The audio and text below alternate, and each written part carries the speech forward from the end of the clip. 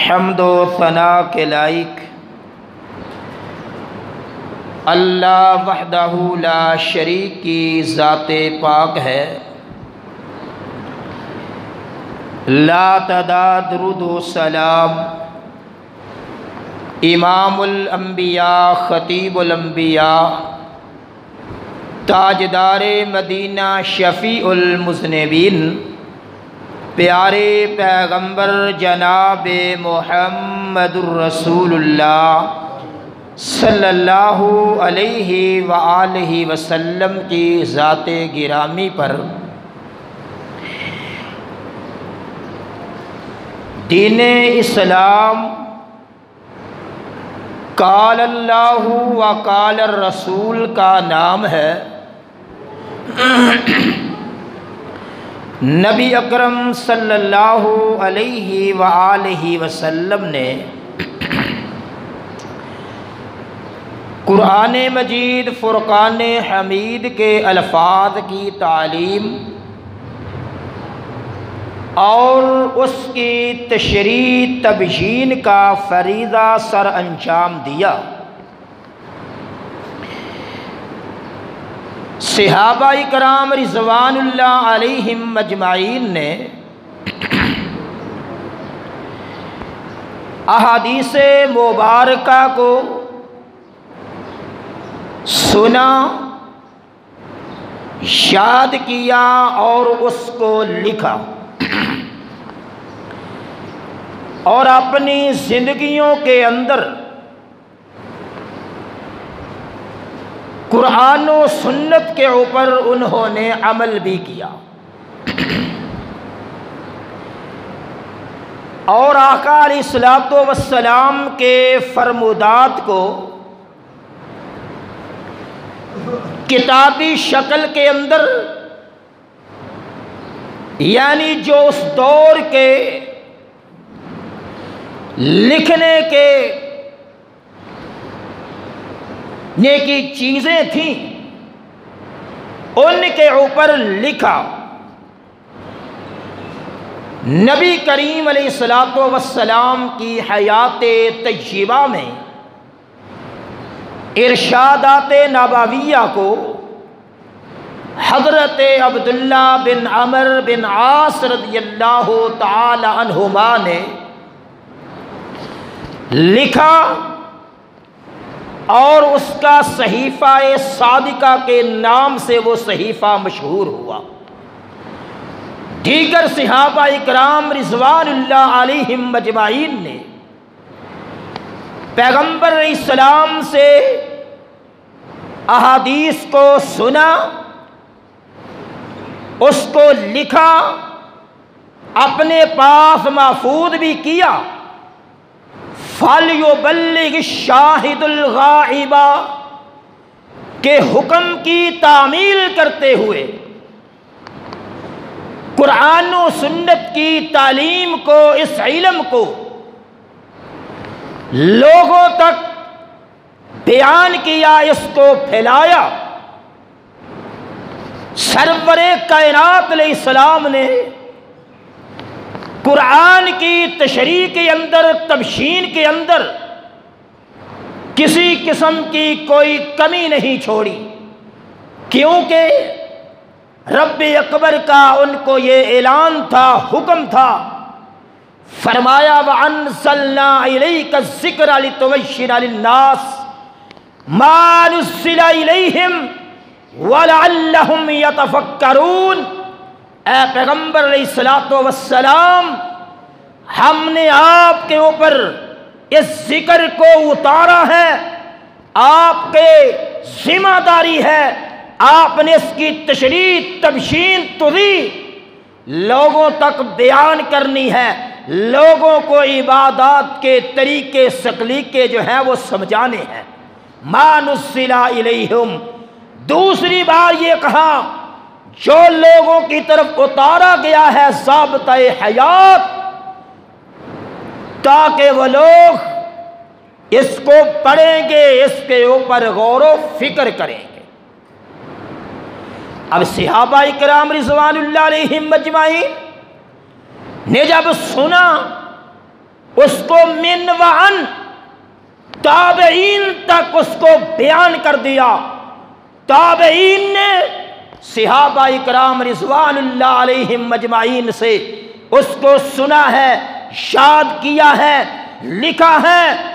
ان کے صحیفے جو ہیں ان کو تاریخ نے ان کا نام درج کیا ہے، فلاں تابعی کا فلاں صحیفہ تھا۔ جیسا کہ حضرت حمام بن منبہ رحمہ اللہ یہ تابعی ہیں، یہ حضرت ابو ہریرہ رضی اللہ تعالیٰ عنہ سے احادیث کو سنا کرتے تھے اور پھر اس کو لکھا کرتے۔ ان کا صحیفہ حمام بن منبہ کے نام سے مشہور و معروف ہے۔ یہ اتنا کوشش کاوش تکو تو کیوں کی؟ تاکہ جو آسمان سے خالص دین آیا ہے اس دین کا پرچار کیا جائے، لوگوں کو اس دین کے اوپر کاربند کیا جائے، کیونکہ اللہ پاک کے نزدیک صرف دین ہے تو وہ دین اسلام ہے اور کوئی دین نہیں۔ رب اکبر کا اعلان ہے، فرمایا ان الدین عند اللہ الاسلام۔ کائنات کے لوگوں اس بات کو ذہن نشین فرما لو، اللہ احکم الحاکمین کے نزدیک صرف دین ہے تو وہ دین اسلام ہے۔ دوسری جگہ اعلان فرمایا وَمَن يَبْتَغِ غَيْرَ الْإِسْلَامِ دِينًا فَلَا يُقْبَلَ مِنْهُ وَهُوَ فِي الْآخِرَةِ مِنَ الْخَاسِرِينَ۔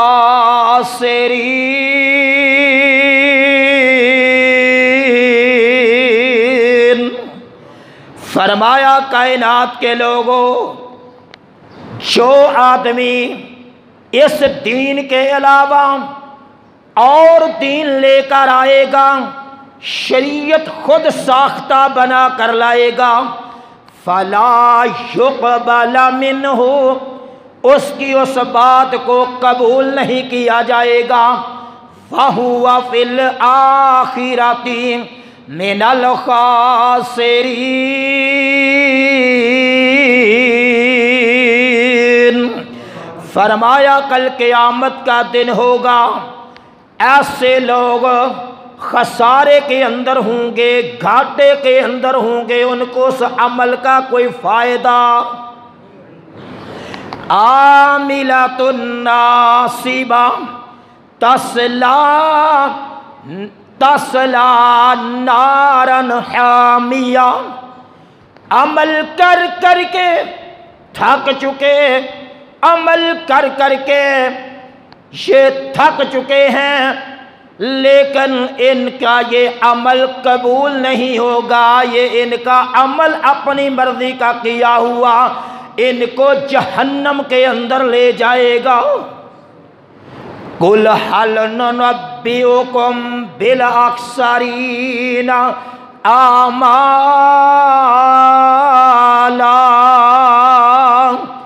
الَّذِينَ ضَلَّ سَعْيُهُمْ فِي الْحَيَاةِ الدُّنْيَا وَهُمْ يَحْسَبُونَ أَنَّهُمْ يُحْسِنُونَ صُنْعًا أُولَئِكَ الَّذِينَ كَفَرُوا بِآيَاتِ رَبِّهِمْ وَلِقَائِهِ فَحَبِطَتْ أَعْمَالُهُمْ فَلَا نُقِيمُ لَهُمْ يَوْمَ الْقِيَامَةِ وَزْنًا۔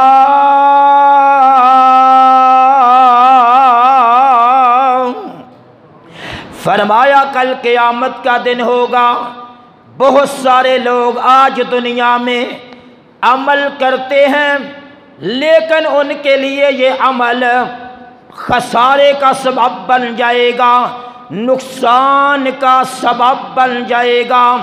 کل قیامت کا دن ہوگا، ادھر تو دنیا میں اپنی مرضی سے عمل کرتے ہیں، اپنی خواہش کے مطابق، اپنی تمناؤں کے مطابق، کبھی اپنی تمناؤں کو اپنے عمل کے اندر داخل کرتے ہیں، کبھی اپنے امام کو، کبھی اپنے پیر کو، کبھی اپنے جناب بڑے کو، کبھی اپنے سردار کو، کبھی اپنے وڈیرے کو اس عمل کے اندر داخل کرتے ہیں۔ کل قیامت کا دن ہوگا، ان کے عمل کو ہم نے تولنے کے لیے، اس کا وزن کرنے کے لیے ہم نے ترازو نہیں لگانا۔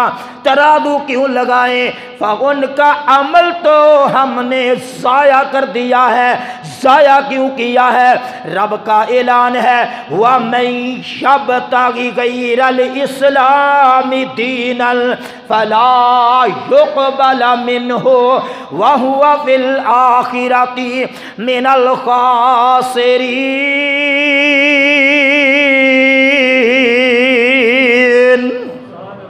فرمایا انہوں نے جو عمل کیا ہے اس کے اندر رب کے قرآن سے دلیل نہیں ملتی، سرور کائنات علیہ السلام کے فرمان سے دلیل نہیں ملتی، اس لیے ہم نے ان کے عمل کو قبول نہیں کیا، اس عمل کو ضائع کر دیا ہے۔ جب عمل ہی ضائع ہو گئے تو پھر وزن کرنے کے لیے ترازو کیا لگانا؟ جب عمل ہی ضائع ہو گئے پھر ان کے لیے ترازو کیا لگانا ہے؟ سوال یہ ہے، یہ ایک میرے ہاتھ کے اندر لاٹھی پکڑی ہوئی ہے، یہ جو سٹک ہے اگر یہ ختم ہی ہو جائے تو اس کو تولنے کے لیے ترازو لانے کی کیا ضرورت ہے؟ جب یہ ختم ہی ہو جائے، اس کو کوئی اٹھا کے لے جائے، اس کو زمین کا کیڑا کھا جائے، جب یہ ہے ہی نہیں تو ترازو لگانا تو بے مقصد ہے۔ فرمایا لوگ عمل تو کریں گے، اب سوال یہ پیدا ہوتا ہے وہ عمل کرنے والے کیا کافر ہوں گے؟ کیا وہ عمل کرنے والے یہودی ہوں گے، عیسائی ہوں گے، مجوسی ہوں گے، منافق ہوں گے؟ عمل کرنے والے مسلمانوں میں سے ہے۔ کافروں کے عملوں کے بارے میں بھی بتلا دیا، ان کے عمل بھی ضائع ہے، تباہ و برباد ہو جائیں گے، لیکن ایمانداروں کو بھی کہا، فرمایا سورہ محمد کے اندر صلی اللہ علیہ وآلہ وسلم، فرمایا یا ایھا الذین آمنوا توبوا الی اللہ لا تبطلوا قل اطیعوا اللہ واطیعوا الرسول ولا تبطلوا اعمالکم۔ فرمایا کائنات کے لوگوں اس بات کو اپنے ذہن میں بٹھا لو، اے مومنو آپ نے اللہ کی اطاعت کرنی ہے اور کائنات علیہ السلام کے رسول، اللہ کے رسول کی اطاعت کرنی ہے۔ اپنی مرضی کرو گے، اگر اپنی سوچ کو داخل کرو گے، اپنی فکر کو داخل کرو گے، اپنی مرضی کو دین کے کام میں داخل کرو گے، اس کا نقصان کیا ہوگا؟ فرمایا وَلَا تُبْطِلُوا اعمالکم، تمہارے عملوں کو ضائع کر دیا جائے گا، برباد کر دیا جائے گا۔ اب دیکھیں، پتہ چلتا ہے عمل کے لیے مومنوں کو کہا جا رہا ہے، مومن بھی اپنی مرضی نہیں کر سکتے۔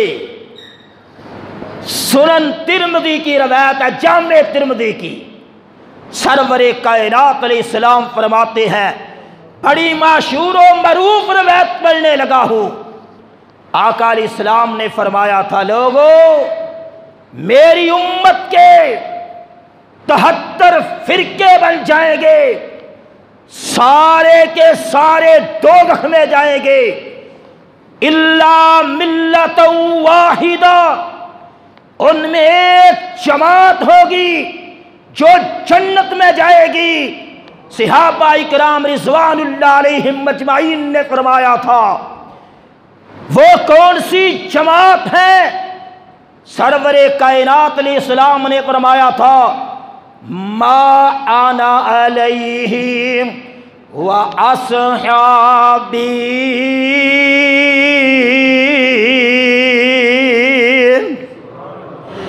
फरमाया था जिसके ऊपर आज मैं हूं तो मेरे सहाबा इकराम रिज़वानुल्लाह अलैहिम अजमाइन।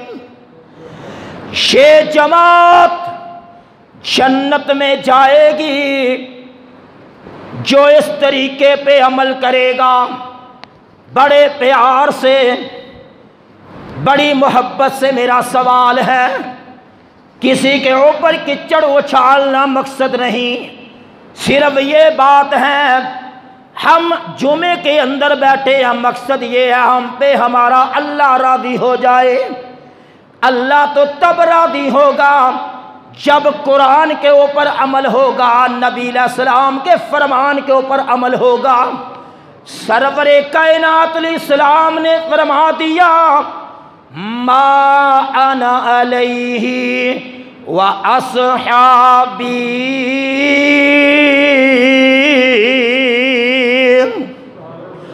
जिसके ऊपर मैं हूं और मेरे सहाबा इकराम, जिन इमामों का हमने रट्टा डाला हुआ है, कोई कहता है मेरा इमाम अबू हनीफा रहिमहुल्लाह, मैं उसकी तकलीद करता हूँ। कोई कहता है इमाम मालिक रहिमहुल्लाह मेरा इमाम है, मैं उसकी तकलीद करता हूँ। कोई कहता है मेरा इमाम शाफी रहिमहुल्लाह, मैं उसकी तकलीद करता हूँ। कोई कहता है मेरा इमाम अहमद बिन हंबल रहिमहुल्लाह, मैं उसकी तकलीद करता हूँ। कोई कहता है मेरा इमाम जाफर सादिक रहिमहुल्लाह, इमाम तकी, इमाम नकी, इमाम फला फला हैं। हम तो उनकी बात को मानते हैं। मेरा बड़ी मोहब्बत के साथ, प्यार के साथ आपके सामने सवाल है, इमाम पहला इमाम अबू हनीफा 80 हिजरी के अंदर पैदा हुआ। जब सरवरे कायनात अलैहिस्सलाम ने फरमाया था वो जमात जन्नत में जाएगी जिस जमात के ऊपर मैं हूं, मेरे सहाबा इकराम हैं। बतलाओ, जब एक इमाम पैदा ही नहीं हुआ तो उसकी फिका की बुनियाद तुम्हें जन्नत में कैसे लेके जाएगी? सवाल है बड़े प्यार के साथ। एक आदमी पैदा हुआ नहीं, और दूसरी बात यह है आका अलैहिस्सलातु वस्सलाम की बात कभी गलत नहीं हो सकती।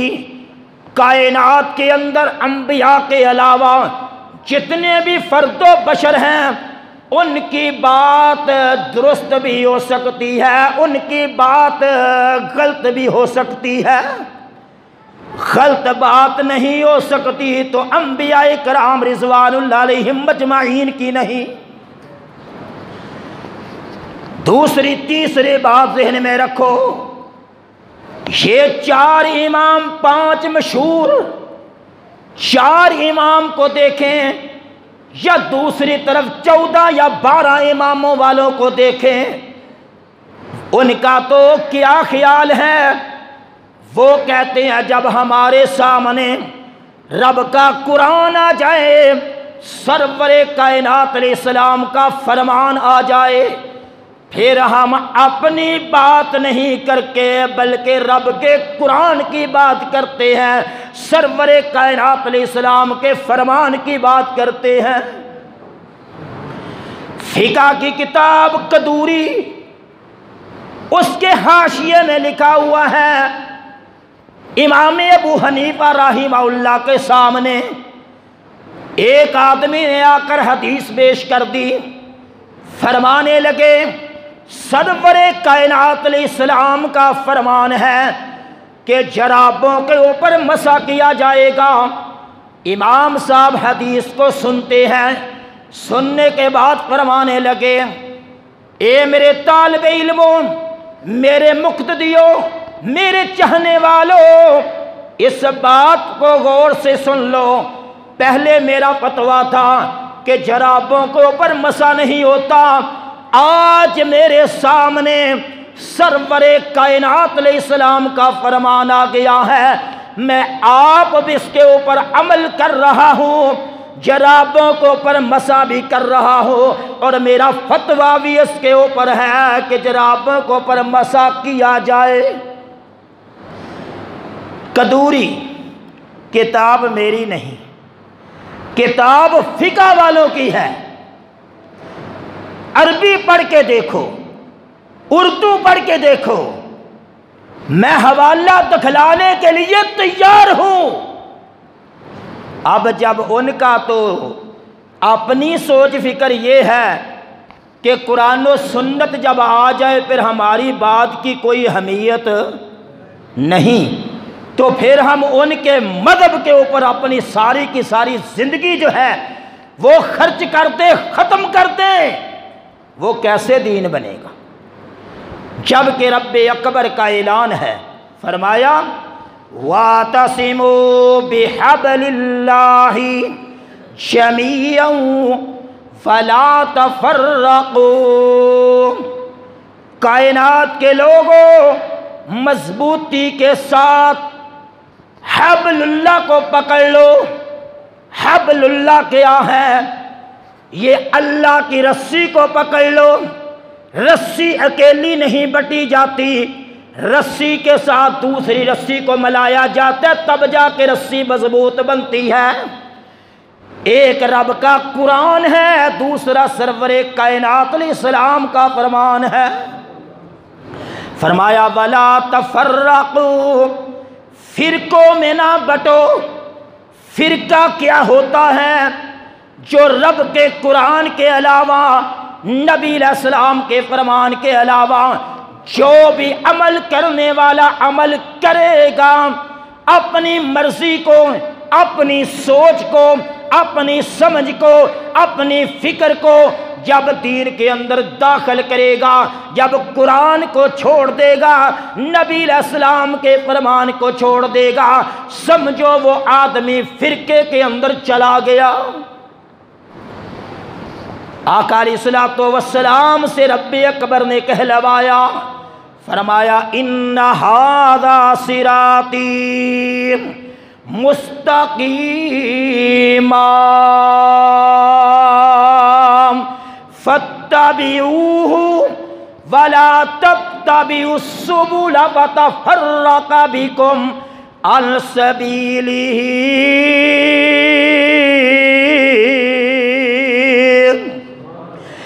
کائنات کا امام اس بات کا اعلان کر رہا ہے، رب اکبر نے قرآن بھیج دیا، فرمایا اس کا اعلان اپنے ماننے والوں کو کر دو۔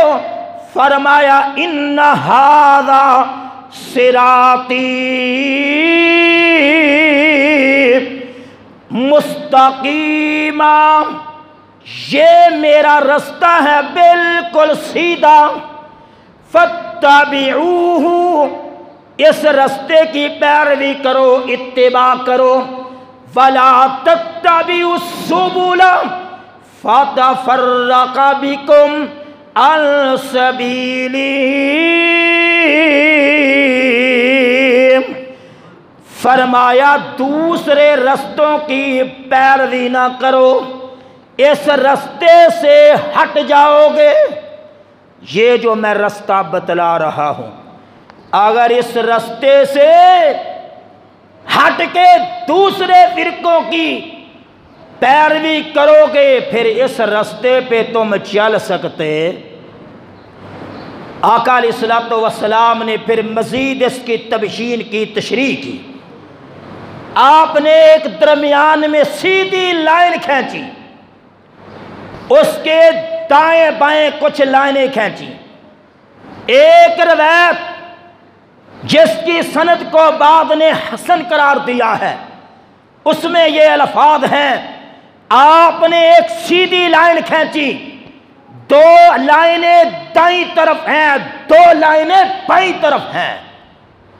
اب میرا سوال ہے، ادھر جو سب سے زیادہ رٹا ڈالنے والے لوگ ہیں وہ تو 4 اماموں کا رٹا ڈالا جا رہا ہے۔ سروے کائنات علیہ السلام نے سیدھی کتار کھینچ کے 2 اس طرف ہیں 2 اس طرف ہیں۔ چلو بعد نے اس روایت کے اوپر لگایا کہ یہ سندن کچھ کمزور ہے، میں صحیح روایت کو پڑھتا ہوں۔ سرور کائنات علیہ السلام نے سیدھی لائن کھینچی، کچھ اس طرف لائنیں کچھ اس طرف لائنیں۔ اب بتلاؤ، میں تھوڑی سی بات کو کھولنا چاہتا ہوں۔ ایک آدمی تقلید کرتا ہے امام ابو حنیفہ رحمہ اللہ کی، دعا کرو جہاں امام صاحب لیتے ہوئے ہیں اللہ پاک ان کی قبر کے اوپر کروڑوں رحمتوں کا نزول فرمائے۔ دیکھیں جو ان کے پیروکار ہیں آگے جا کے عقیدے میں مختلف ہیں، ایک کا عقیدہ کچھ ہے، دوسرے کا عقیدہ انڈیا کے ساتھ جا کے ملتا ہے۔ اب بتلاؤ، پیچھے امام ایک ہے، آگے عقیدہ مست چیز ہے، ضروری چیز ہے، عقیدے میں آ کے ایک امام ابو حنیفہ رحمہ اللہ کے عقیدے کو مانتا ہے، دوسرا انڈیا کے بریلی کے عقیدے مولوی کے عقیدے کو مانتا ہے۔ بتلاؤ یہ رائے جدا ہوئیں یا نہ ہوئیں؟ سرور کائنات علیہ السلام نے فرمایا یہ میرا راستہ سیدھا، اب دائیں بائیں دائیں بائیں جو لائنیں کتاریں جو لائنیں بنائی تھیں وہ لائنیں اور لوگوں کی ہیں۔ پھر میں دوبارہ اسی روایت کو بیان کروں، سرور کائنات علیہ السلام نے فرمایا تھا میری امت کے 73 فرقے بنیں گے۔ کتنے فرقے بنیں گے؟ 73 فرقے بنیں گے۔ اس سے پتہ چلتا ہے ہر آدمی، ہر مولوی، ہر امام جو فرقوں کے اندر بٹا ہوا ہے وہ اپنی دکانداری لگا کے بیٹھا ہے، وہ اپنی دکانداری کی طرف بلائے گا، وہ اپنے دعوت کی طرف بلائے گا، لیکن سرور کائنات علیہ السلام نے پشین کوئی دے کر ہمیں بتلا دیا تھا، لوگوں سن لو، آپ نے فرقوں کے اندر بٹنا، قرآن نے بھی کہا آپ نے فرقوں میں جانا، بلکہ آپ نے سیدھی لائن پہ جانا ہے، سیدھی لائن کیا ہے، فرمایا ترکت فیکم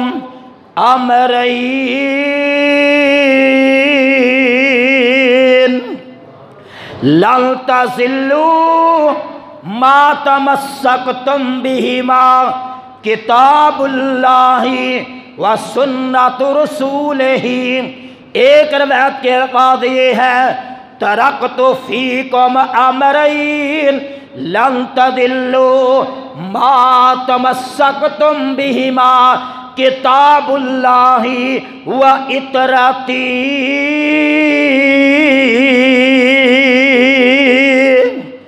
فرمایا کائنات کے لوگوں تمہارے اندر میں 2 چیزیں چھوڑ کر جا رہا ہوں، ایک رب کا قرآن ہے، دوسرا نبی علیہ السلام کا فرمان ہے، جب تک تم ان کے اوپر عمل کرتے رہو گے کبھی تم گمراہ نہیں ہو سکتے۔ دوسری روایت کے الفاظ فرمایا تمہارے اندر میں رب کا قرآن چھوڑ کر جا رہا ہوں اور اپنی اہل بیت چھوڑ کر جا رہا ہوں، جب تک تم ان کے اوپر عمل کرتے رہو گے کبھی تم گمراہ نہیں ہو سکتے۔ اب جب رسول اکرم علیہ السلام نے، میں پھر اسی روایت کو پڑھتا ہوں، فرما دیا کہ 73 فرقے بنیں گے۔ اب ہر کسی نے اپنی دکانداری ڈالی ہوئی ہے، جب ہر کسی کی اپنی دکانداری ہے تو پھر سوال یہ پیدا ہوتا ہے، پھر دکانداری، پھر ہر دکان سے آپ نے سودا لینا، آپ نے پھر کون سی دکان سے سودا لینا ہے؟ جو خالص قرآن بیان کرتا ہے، نبی علیہ السلام کا فرمان بیان کرتا ہے۔ اور قرآن فرمایا اگر کسی مسئلے کا علم نہیں تو اہل علم سے پوچھ لو، اس میں یہ نہیں آیا اہل حدیث سے پوچھ لو، تم دیوبند سے پوچھ لو، بریلوی سے پوچھ لو، شیعہ سے پوچھ لو، شافعی سے پوچھ لو، تم جناب حنفیوں سے پوچھ لو، مالکیوں سے پوچھ لو، حنبلیوں سے پوچھ لو، جعفریوں سے پوچھ لو، نقشبندیوں سے پوچھ لو، قادریوں سے پوچھ لو، سہروردیوں سے پوچھ لو، بلکہ ایک ہی بات رب کے قرآن نے کی ہے، اہل علم سے پوچھ لو۔ اہل علم جو بتلائے گا اس کی دلیل مانگو، بغیر دلیل کے مسئلہ چل سکتا۔ اب سوال یہ ہے جب ہم پوچھیں ہی نہ تو پھر بخاری کی مشہور روایت، یہود و نصارہ بنی اسرائیل میں سے ایک مولوی ان کے پیروکاروں میں سے کائنات کے امام کے سامنے اپنی کتاب لاتا ہے۔ سرور کائنات علیہ السلام فرماتے ہیں پڑھو، جدھر رجم کا حکم موجود ہے ادھر مولوی اپنا ہاتھ رکھتا ہے، مولوی اپنا ہاتھ رکھتا ہے۔ بخاری کی روایت ہے حضرت عبداللہ بن سلام رضی اللہ تعالی عنہ فرمانے لگے مولانا اپنا ہاتھ اٹھائیے، ہاتھ رکھ کر کہنے لگا ہماری کتاب میں رجم کا حکم نہیں۔ جب حضرت عبداللہ بن سلام رضی اللہ تعالی عنہ نے مولوی صاحب کا ہاتھ اوپر کیا تو نیچے لکھا ہوا تھا عبداللہ بن سلام میں پڑھ دیا۔ مولوی تو ڈنڈی مارنے لگا تو پیغمبر کے سامنے مارنے لگ گیا۔ آپ کیا سمجھتے ہیں مولوی ڈنڈی نہیں مارتا؟ وہابی کہتا میرا مولوی ڈنڈی نہیں مارتا، دیوبندی کہے میرا مولوی ڈنڈی نہیں مارتا۔ ایک طرف کہتے ہیں مولوی مار دے ڈنڈی نے، ایک طرف کہتے ہیں مولوی مارتے ہی ڈنڈی ہے۔ جب دین کی بات آتی ہے پھر کہتے ہیں جو میرے مولوی نے کہہ دیا اسی کو مانوں گا۔ کلمہ کس کا پڑھا ہے؟ حضرت اصل کون ہوتا ہے؟ اصل مومن وہ ہے اور اصل دانشمند بندہ وہ ہے جب اس کے سامنے تحقیق ہو جائے پھر کسی مولوی کو سامنے نہ رکھے۔ حضرت عبداللہ بن سلام رضی اللہ تعالیٰ عنہ کی بات ہوئی، یہ تورات و انجیل کے حافظ ہیں، فرماتے ہیں مجھے پتا چلا سرور کائنات علیہ السلام مدینے کے اندر آئے، میں نے جب آیا میں نے 3 سوال کیے، میں نے کہا آپ بتلائیے مجھے، میں آپ سے 3 سوال کرنا چاہتا ہوں، یہ 3 سوال نبی کے علاوہ اس کا کوئی جواب نہیں دے سکتا۔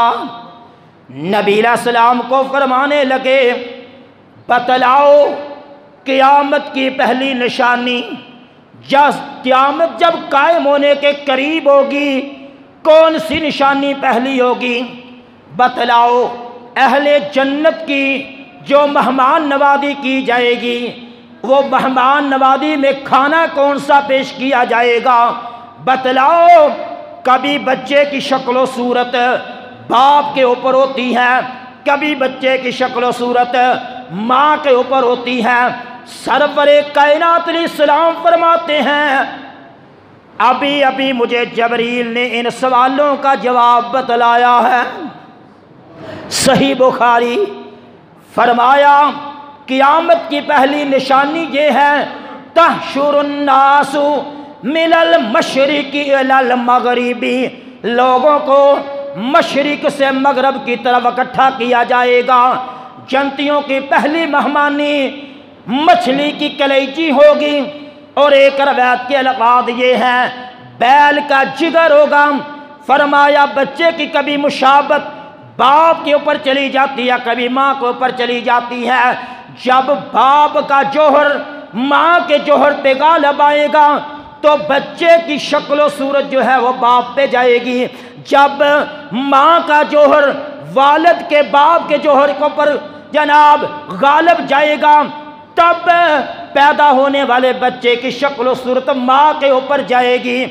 حضرت عبداللہ بن سلام رضی اللہ تعالی عنہ یہ تحقیق کرنے کے لیے آئے ہیں، فرمانے لگے آپ نے بالکل سچ کہا ہے، اشہد اللہ الہ الا اللہ وانک رسول اللہ، میں اس بات کی گواہی دیتا ہوں آپ اللہ کے رسول ہیں، اللہ میں اس بات کی گواہی دیتا ہوں اللہ کے علاوہ کوئی معبود و مشکل کشا نہیں، آپ اللہ کے رسول ہیں۔ میں جو بات بتلانا چاہتا ہوں، جو عرض کرنا چاہتا ہوں کہ جب دلائل مل جائیں اپنی مرضی پر داخل کرنے کی ضرورت۔ عبداللہ بن سلام یہ بہت بڑے عالم ہیں، تورات بھی حافظ، تورات بھی حفظ ہے، انجیل بھی حفظ ہے، بہت بڑا نام ہے، شہرت بڑی ہے۔ یہ یہود و نصارہ والے ان سے مسئلے پوچھتے ہیں، جب ان کو پتہ چل گیا کہ دلائل جو ہیں بالکل صحیح ہیں، درست ہیں، پھر انہوں نے اپنی مرضی کی، بلکہ فوراً کیا کلمہ پڑھ دیا۔ فرمانے لگے جو یہودی ہے نا، مجھے ان کا بڑا ڈر ہے، وہ بڑی الزام تراشیاں مجھ پہ کریں گے، میرے بارے میں ان سے پوچھو میں کیسا ہوں، میرا مقام کیا ان میں، پیچھے چھپ جاتے ہیں۔ یہودیوں کے چند افراد سرور کائنات علیہ السلام کے پاس آئے، آقا علیہ السلام فرماتے ہیں بتلاؤ تم میں عبداللہ بن سلام کا مقام کیسا ہے؟ فرمانے لگے خیرنا وابن خیرنا سیدنا وابن سیدنا، ہم میں وہ افضل، ہم میں وہ اعلیٰ، ہم میں وہ بہترین انسان ہے، اس کا باپ بھی بہترین انسان تھا، ہمارا یہ بھی سردار ہے، اس کا باپ بھی ہمارا سردار تھا۔ سرور کائنات علیہ السلام فرماتے ہیں ارأیتم ان اسلم عبداللہ،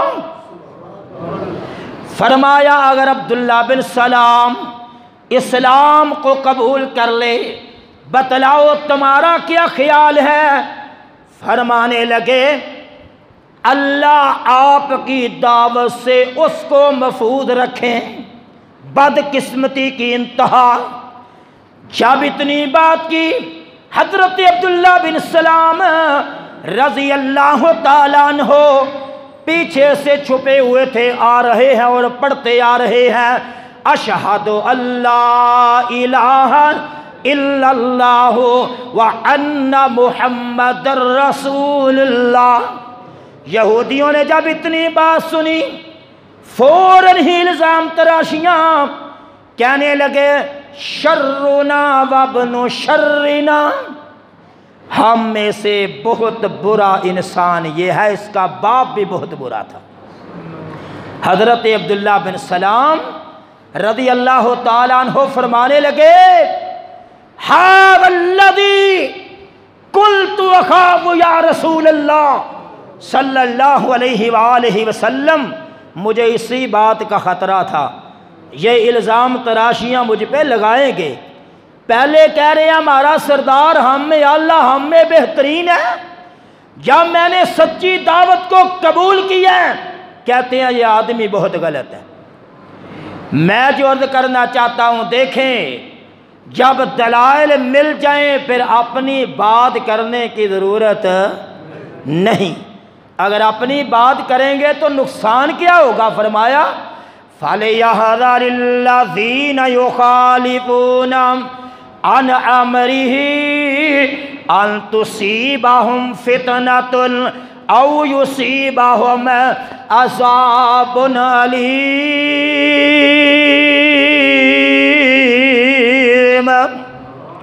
فرمایا جو آدمی اللہ کے رسول علیہ السلام کی بات کو نہیں مانے گا، اللہ اور اللہ کے رسول علیہ السلام کی بات کو تسلیم نہیں کرے گا، اس کے اوپر ہم بہت بڑی مصیبت ڈال دیں گے، یا پھر ہم اس کے اوپر دردناک عذاب بھیج دیں گے۔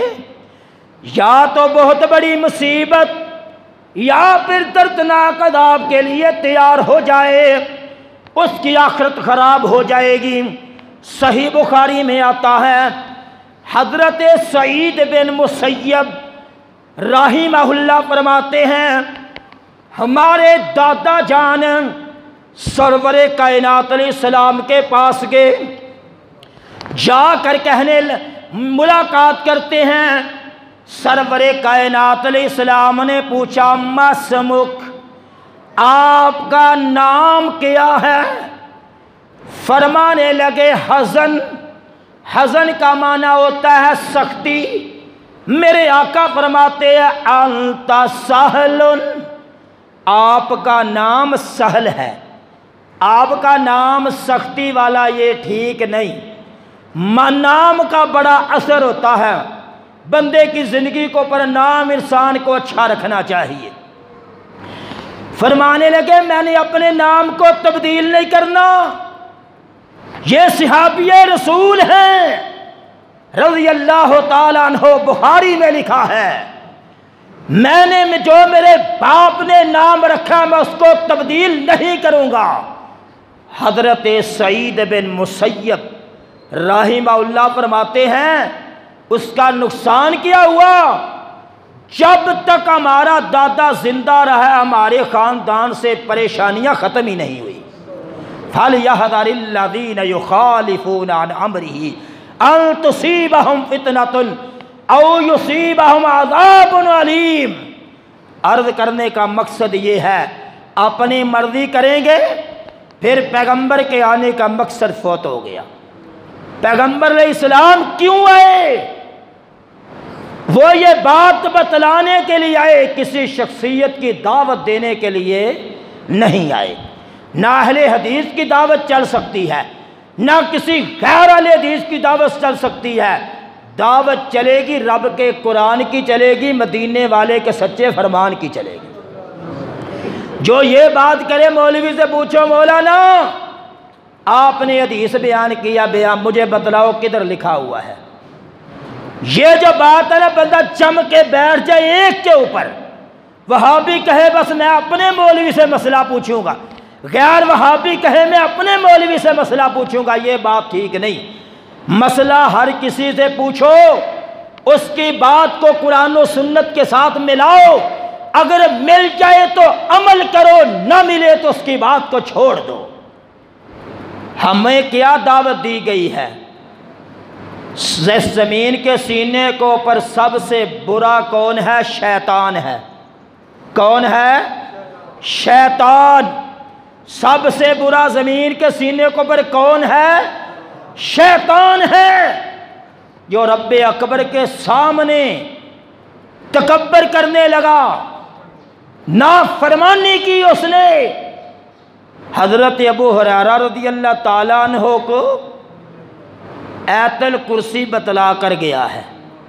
سرور کائنات علیہ السلام نے فرمایا تھا خود تو جھوٹا ہے تمہیں بات سچی کر گیا ہے۔